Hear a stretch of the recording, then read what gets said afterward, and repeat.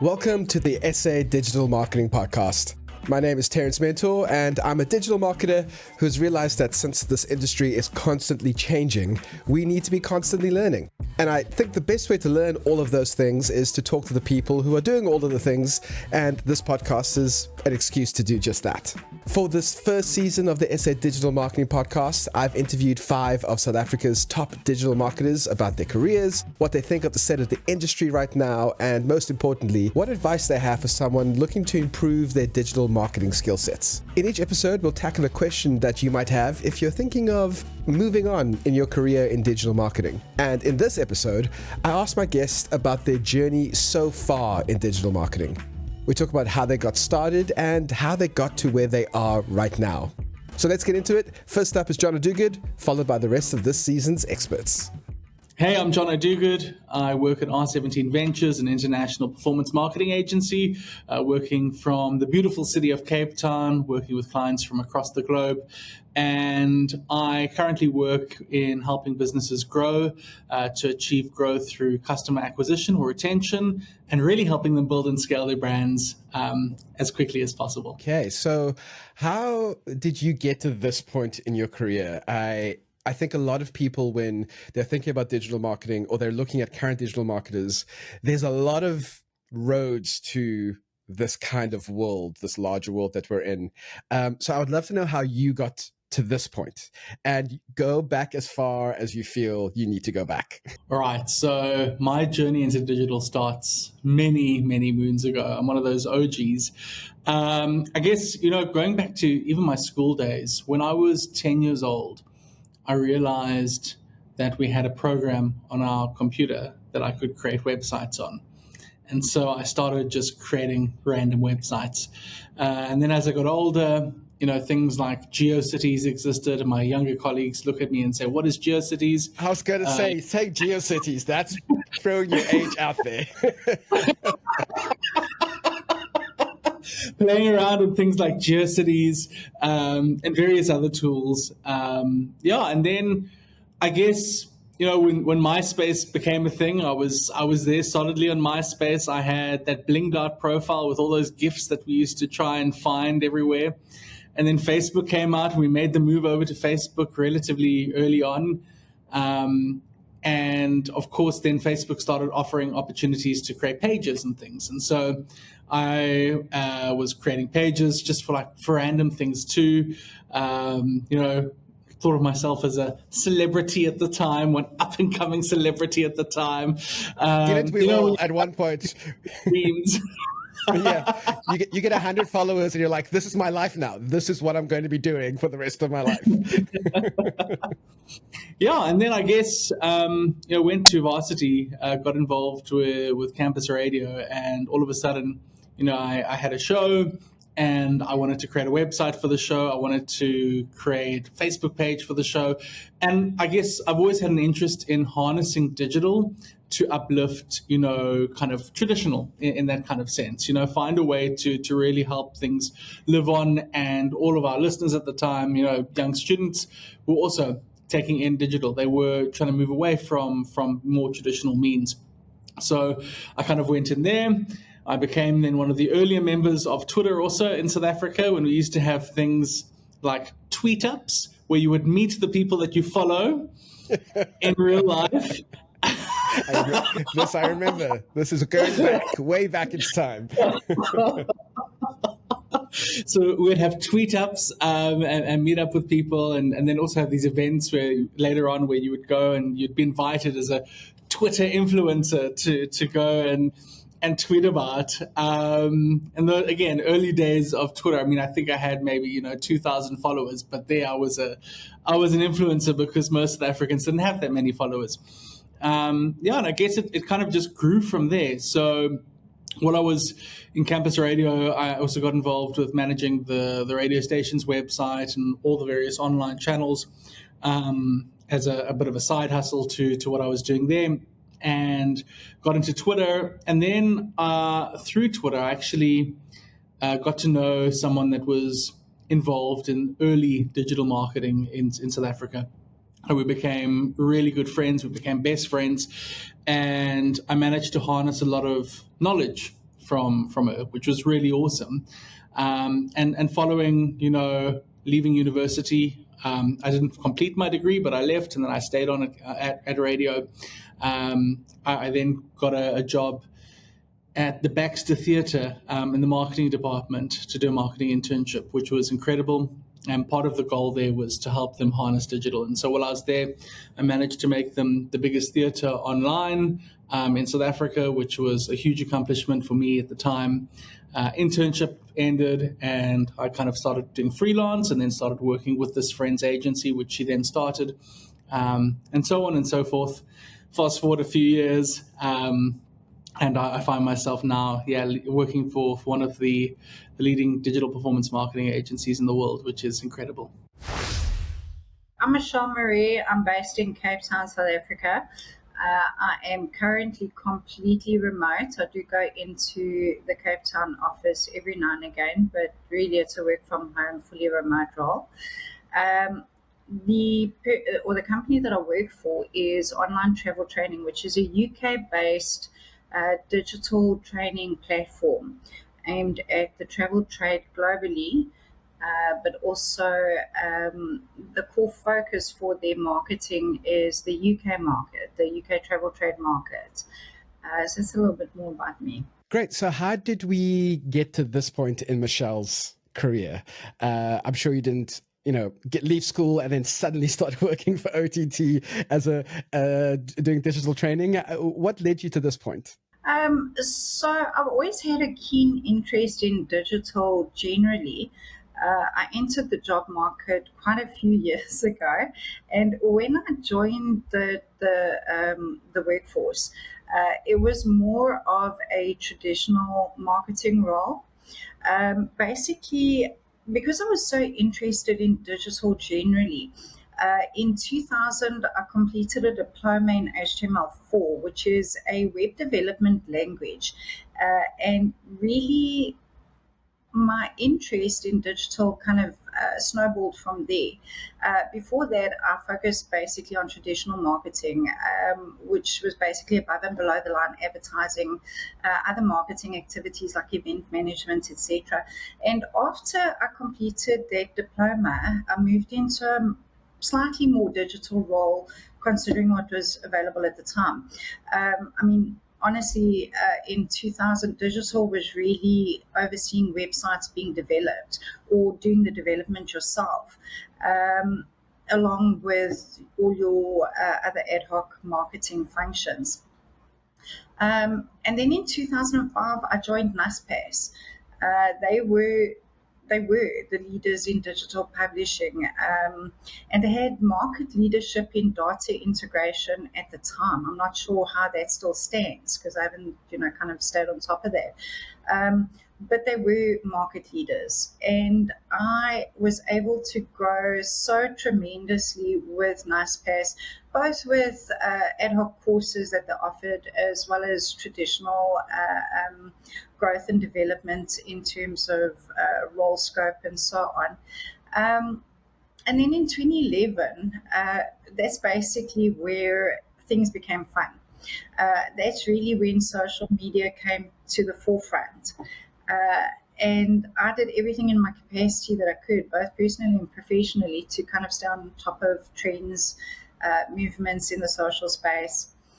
In 2020, I got to the point where I was working at an agency that specialized in influencer marketing, which was a tremendous learning curve because influencer marketing, part of that was really nano influencers, people who had like 250 followers or something. And sort of around the 2020 mark is when, you're more celebrity influencers were coming to the fore on social, your travel influencers, etc. People who had 1 million followers, which, prior to that didn't really happen. And so that was a huge learning curve, but it was also an incredible experience. I was able to set up relationships with people at TikTok, at Facebook, at Twitter at the time, etc. And that was it was an incredible experience. just in terms of how I got here, I've really been fortunate to not have had too many roadblocks on the road. And constantly learning has sort of been critical to that. Because digital is such a fast paced environment, had I stopped learning at some point for whatever reason, I would have already been redundant in terms of roles and responsibilities. So it's been critical to constantly keep learning. In terms of global roadblocks on the road to where I got, COVID really was the only true negative, but it impacted all roles and industries. But in terms of marketing, yeah, I couldn't have imagined a different career path, and I've been very fortunate for the companies that I've worked for, as well as the roles that I've worked within. Really been chuffed to work for very good brands in South Africa like Aquila Private Game Reserve and others, people that are really well known in this industry in South Africa specifically. My name is Alex Overmeyer. I'm based in Cape Town, South Africa, born and bred here, worked remotely here too. What I do is digital marketing. I am self-employed, and then I work for quite a large range of businesses. Most of them are based in the UK. Currently onboarding some from the US as well, and then I have one or two in South Africa. And then while building those brands, I also build my own brand, which is a digital marketing team, and then as well as a health marketing platform. Yeah, I think that basically sums it up. And in terms of like my speciality in digital marketing is basically the full customer journey. So, whatever interaction the customer has with the business online, that's kind of where I am. Okay, that means that we have a lot to talk about, because I'm sure there's been quite a journey to get you to this point, and there's already a lot there that's going to be very interesting tidbits for us to chew on. Before we get there, though, could you tell us about how you got to this point? Like, what got you to being an independent, business owner doing digital marketing in this way? I've always just had this feeling that I was meant to do my own thing, but never had, the confidence or the knowledge how to do it. And to basically say, I work for quite a lot of businesses over the years in the time that I've been in marketing. And I could never find that sweet spot of industry that I wanted to be in. I would kind of, in a sense, get a bit bored of working on one brand. And then last year, I lost my job, my full-time job. And I decided to take a bit of a 3-month sabbatical from work. Went traveling a bit, came back and decided, this is the time I feel ready. And I think by me putting myself in this space, number one, I would hold a job longer because it's me, it's my brand. And number two, it gives me the opportunity to work with, a diverse range of clients and industries, which keeps it very interesting. In that way, I'm constantly being challenged. So yeah, those are kind of the main reasons as to why I decided to come into this space. Okay, I'm Senzo Matigani. I am based in Johannesburg, and I am currently the marketing manager for First Car Rental. Great. So tell me how you got into the world of marketing, especially when it comes to the digital marketing aspect of your job, which I'm sure there's a huge aspect of that. What got you pushed into that direction? Were there any moments that particularly stand out where you're like, oh, I like this? Honestly speaking, I think marketing found me. I don't ever remember being in a situation where I knew exactly what it is I wanted to do. I mean, at a point, I almost became a teacher. So I think after my undergrad and then going on to do and figuring out at least what I wanted to do and landing up at School of Advertising, AAA, it's kind of like, I kind of fell on my lap, I guess. apparently I'm a sociable person. Apparently I'm quite out there. So that the personality also fits in quite nicely, which I kind of feel like it all sort of worked out in the end, where I wasn't, to be completely honest, really sure what I wanted to do. At a particular point, I thought I wanted to be a lawyer. That quickly changed to something else. So eventually, I sort of fell into marketing quite literally, because my first job then was at a marketing agency. Cool. So I'm Abby Kluti. Some can say Kluter, doesn't matter. I'm from Cape Town, still residing in Cape Town, and I am currently a digital strategist for an NGO called the Zero Dropout Campaign. Great. So this is the first person I've spoken to that is working for an NGO. So there's a very specific experience that you have that I think a lot of people working in a corporate space we just don't have that. No, how did you get to this point in your career? So I'm thinking specifically about how did you move into digital marketing strategy, which is a very specific niche. Yes. And then how did you find yourself in the NGO space doing digital strategy for the NGOs? It's kind of a wild ride, I won't lie.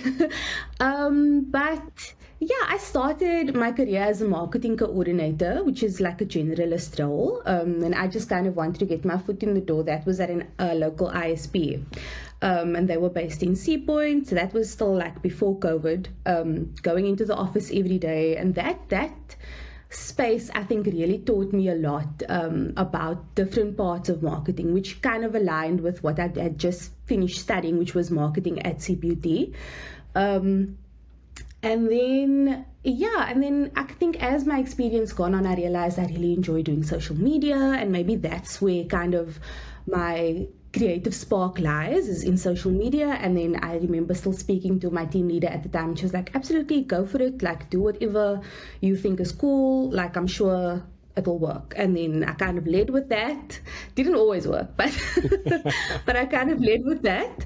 And then that kind of went on to communications and social media managing on like more of a freelance basis, I would say. Because I'll tell you why I did that. I wasn't really sure if social media was going to be the right thing for me. I knew that was like what I was excited about, but I wasn't sure if I would be able to do it long term, because a lot of people say like it's very stressful and like it's a lot of work. And I was like, yeah, but if you like it, like it's not going to be that bad, surely. Like I'm not going to die. Surely I can't do something this fun for like my entire career. That can't be true, right? Yeah, it has to be difficult at some point. I was convinced. And then I started doing that on a freelance basis, and then I started really enjoying it. And then I started delving into, like, kind of by myself into the analytics space and like what to do for what audience, and dissecting the audience and segmenting and all those types of things that I had learned at varsity was now coming into play. So that was super exciting. So I was like, I kept wanting to dig deeper into what is the thinking behind strategies, and what do brands think, and what does their brainstorm sessions look like? Like, I want to be in those brainstorm sessions just to know kind of where do you see this brand going, and kind of speak on, what are the trends? Does that apply to you? Does it not? Like, what can we kind of do to really capture whatever your audience is, to capture their attention? And that space started really exciting me, and kind of just delving into and speak. And I think what enhanced it a lot for me was opportunities like this to network and hear how many different people in different business spaces are doing digital marketing, like what they focus on and what they deem is not necessary for their business. Like, I used to think it was so interesting, because you kind of think you need to go through like a list of things to kind of get to an end goal, and that is not always the case. And that's, I think, the beauty of it, is that you kind of do, like, a lot of it is your intuition, and then also obviously what the book says to a certain degree. But yeah, I think that's where I'm at right now, is just kind of devising strategies to campaigns and trying to engage your audience in the most organic way. I think that's where I am at. Once again, a big thank you to Jono, Michelle, Alex, Senzo, and Abby, and a big thank you to you for listening to this second episode of the SA Digital Marketing Podcast. Remember, in each episode, we'll tackle a question that you might have if you're thinking of moving up in your career in digital marketing. If you're listening to this on Spotify, please leave a comment in the app and I'll respond to you there. Otherwise, you can send your thoughts, opinions, and questions to podcast@tmdigital.co.za. That's podcast@T for Tango, M for Mother, digital.co.za. And of course, please remember to subscribe wherever you listen. Thank you so much for listening to this. This was the SA Digital Marketing Podcast.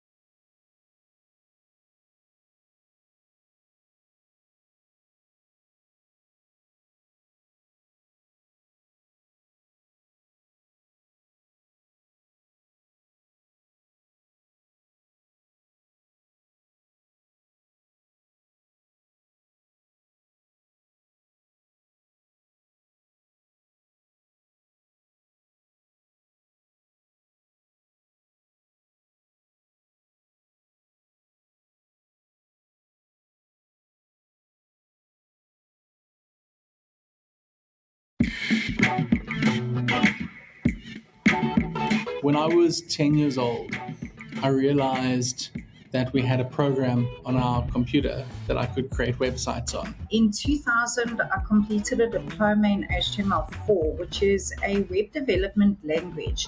My interest in digital kind of snowballed from there. So I work for quite a lot of businesses, and I could never find that sweet spot of industry that I wanted to be in. I would kind of get a bit bored of working on one brand.